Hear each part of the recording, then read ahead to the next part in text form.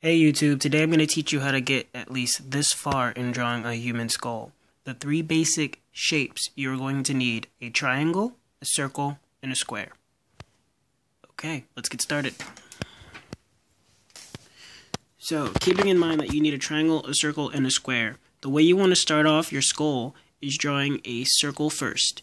With very light lines you want to start out with. This way when you erase, everything looks perfect. So, I'm going to try to do this as quick as possible.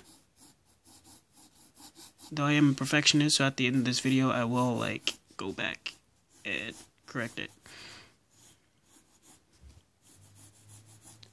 Big circle. As you end it, you want to kind of oval it out like an egg shape to represent a human chin. And again, as quick as possible. Boom, boom, boom, boom, boom. Alright, so it's pretty much how you want your circle to look like. You want a circle shape up top, exact, and then at the bottom you want to kind of egg shape it out. So in a sense, I guess you just want to draw a very big egg. Kind of weird, isn't it? Alright, so now once you hit this position, you want to draw, this position, once you hit this portion, you want to draw a straight line from the center top to the center bottom. So a straight line through the center. This here represents the bridge. So the center of the face, the bridge of the nose. Anything that's on one side will be on the other. Make it parallel and even. Alright, now going back to this part. When you draw this circle, everything you do this far will be inside the lines. You don't want to go outside. Except for when you're actually drawing a human face, but for right now we'll use the skull. So everything is going to be inside. From the bottom of where this oval shape of the circle ends, soon as it begins to a straight line, you stop there and you draw a line straight across. Then that means that this oval should match here. And if it doesn't, then you can go back over and make sure it matches. Then you want to go a little bit down, probably a finger length apart, and you want to draw a straight line again.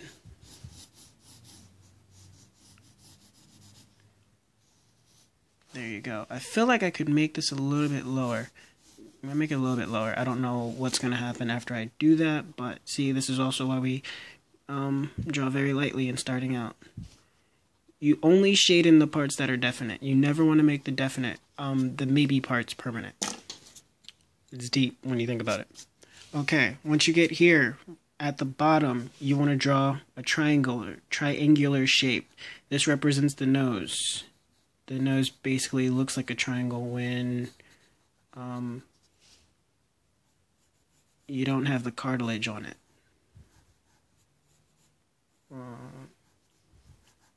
Now, the way I did it is I drew like little indents because the bone structure has natural indents in it, and you want to round out the triangle. Now, the nose won't move, so this line here you can dip in. Now, I curve it in to make everything look like it's coming forward. So,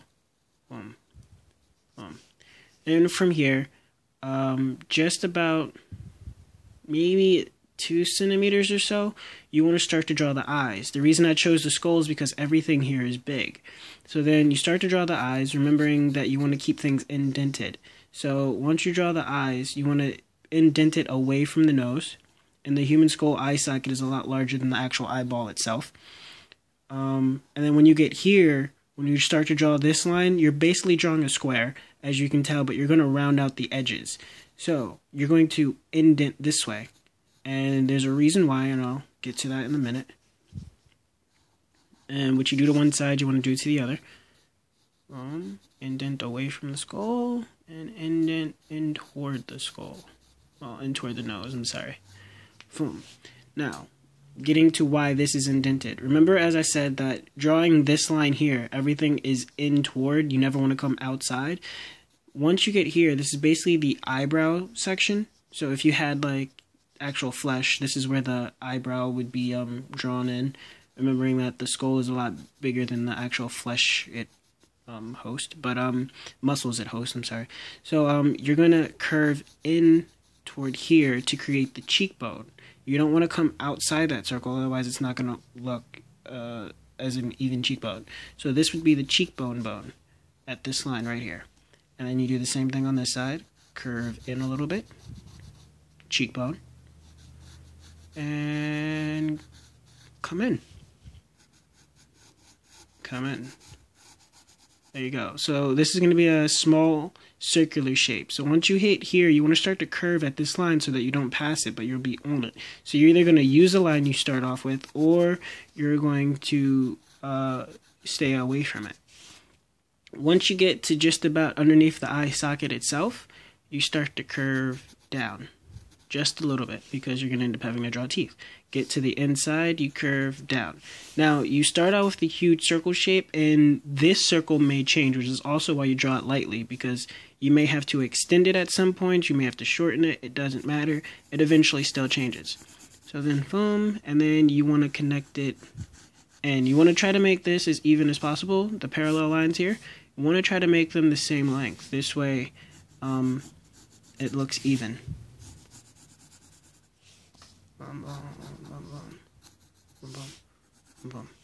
Alright, next step is the actual jawbone. So the bottom jaw, it curves, we'll say the moment that this curve becomes straight, it's when you want to start to draw a straight line down.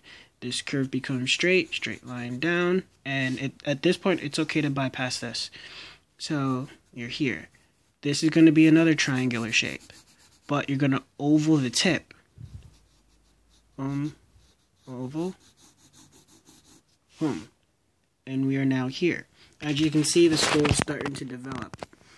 So then from here, there's a gap in between the top of the mouth bones and the jawbone. You're gonna curve in where this curves in. You're basically following what was already there, and you're gonna come up. The bottom of the mouth is a lot shorter than the top, which is weird, but yeah.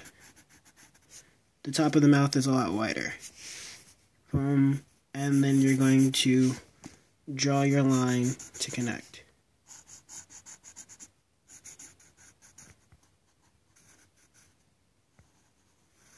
Now with this, you can, this video, you can pause, rewind, and go back. But I'm going to get you as far as I possibly can so that you can see what goes down now. Boom, boom, boom, boom, boom. Now the reason you drew the other line so lightly is so that the moment you start to erase, erase,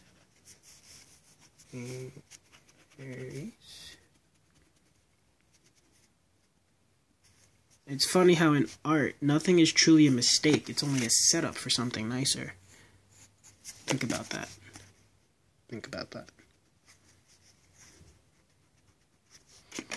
And you make the permanent parts definite.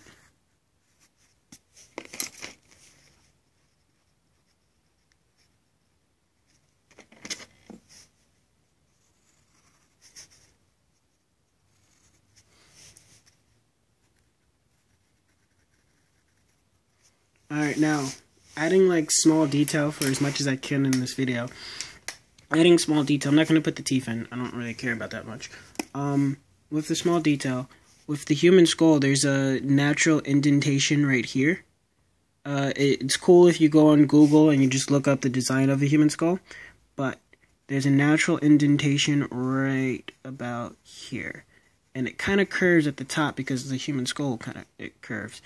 So then this comes in just a little because the eye socket bone is a little bit, looking face-wise, it's a little bit wider than this. And then it curves here. So then you do the same thing on this side, making it even. Curve up and then curve in. So snake shape pretty much. Then from here you make the inside line definite. And you